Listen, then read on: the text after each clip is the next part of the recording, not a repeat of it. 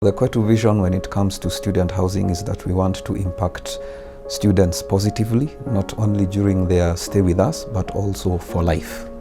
Previously, students have not been able to find accommodation suited to them, and Qwetu comes in to develop accommodation that specifically addresses students and their needs. So we look at issues like safety, security, providing an environment that is conducive for their study, and just making sure that it's for students.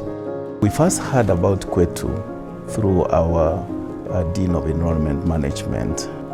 And in fact, when they talked, we found that we really liked each other until we were the first university in Kenya to sign an MOU with Qwetu. KCA doesn't have accommodation.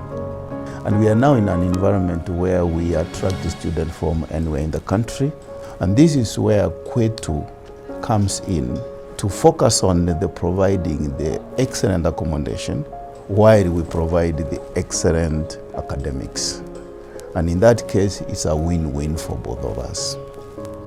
We have partnered traditionally with some of the hostel owners. Then we have a conversation and they say, we have these premises. One, those premises are never designed to be hostels. Some of them are basically apartments converted to hostels. And you find students have to live within that kind of environment. But I'm glad that with the Qwetu partnership, they have hired experts at its best. So they do what they know how to do best, which for us really came in handy to come to help and curb some of those challenges. Before I came here, I went to so many places. Every semester I was moving from place to place, trying to look for a place that I could call home, because being a foreign student, you basically want a place to call home. What I did not like about where I was staying before was mainly the hygiene, and how they maintain the place. Plus, of course, the water supply. It wasn't reliable. I mean, you wake up sometimes in the morning and you didn't have water to shower. I found out about Qwetu through a friend on Instagram, and we're staying at a certain place with her.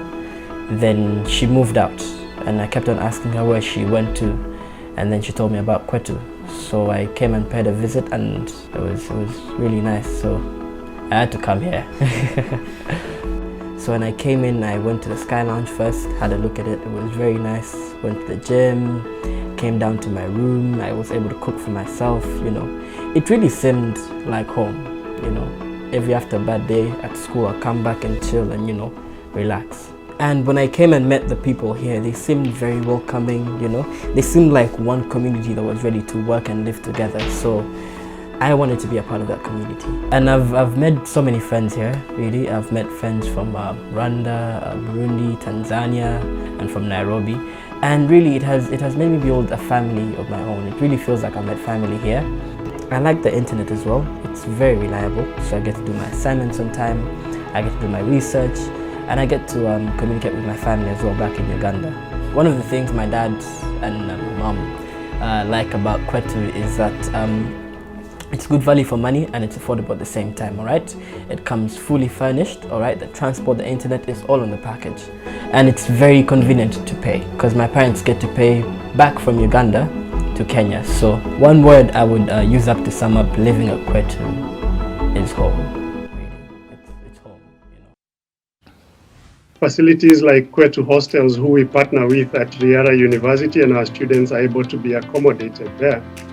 Students have access to internet and other facilities, discussion rooms at the hostels, so they're able to even have discussions in a controlled environment, and also in a manner that they're observing COVID protocols. For us, the student accommodation properties that we develop are not just about designing and constructing a building and then that's it. It's about creating an environment that's fit for student living, fit for their education, fit for the spirit, the ambience that is conducive to young adulthood, right?